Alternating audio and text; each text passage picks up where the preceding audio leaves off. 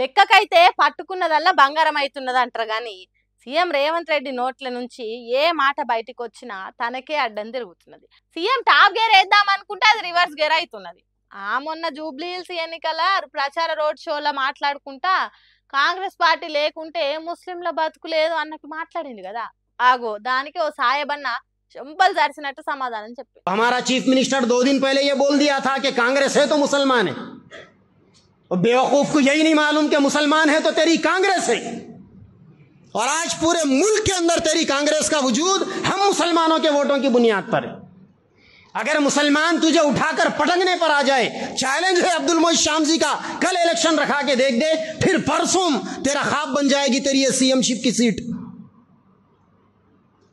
जब हद से ज्यादा मस्ती चढ़ती है ना तो ऐसी बातें जबान पर आती। మేముండుడు కాదు, ఈ బేవకూఫ్ కు ముస్లింలు లేకుంటే కాంగ్రెస్ పార్టీ ఉండదన్న సంగతి తెలియదు. నీకు దమ్ముంటే రేపు ఎన్నికలు పెట్టు, నీ సీఎం సీటు ఉంటే అడుగు అంటున్నాడు. అన్నట్టు గట్టిగానే గరమైండు. పొగరు బల్పు నెత్తికెక్కితే గిసొంటి మాటలే వస్తాయి. సాయబన్నలు ఇజ్జత్తో బతుకుతారు, ఇజ్జత్ కోసం సావనైనా చేస్తారు గాని గిసొంటి మాటలు వాడుకుంటూ ఉండరు అన్నట్టు బాలకృష్ణ తిరుగ గుణమండిండు. పాయన ఉన్న ఇజ్జత్ అంతా వాయన.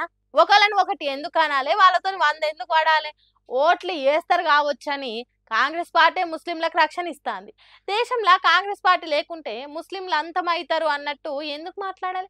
గిట్ల వీళ్ళతోని ఎందుకు వాతలు పెట్టించుకోవాలని మాట్లాడుకుంటున్నారట కాంగ్రెస్ పార్టీ కార్యకర్తలు.